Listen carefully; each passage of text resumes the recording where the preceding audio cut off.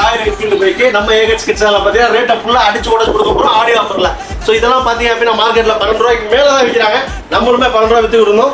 இப்போ அந்த அதிரடி ஆஃபர் பார்த்தீங்க அப்படின்னா ஃபுல்லாக லைட் செட்டப் கூட அருமையாக இருக்கும். இன்ஜின் லைட்டு, சைட் லைட்டு, ஃபுல்லாக வீல் லைட் போக கூட கொடுத்துருப்பாங்க. வண்டியில் உங்களுக்கு டேஞ்சர் லைட் இருக்குது.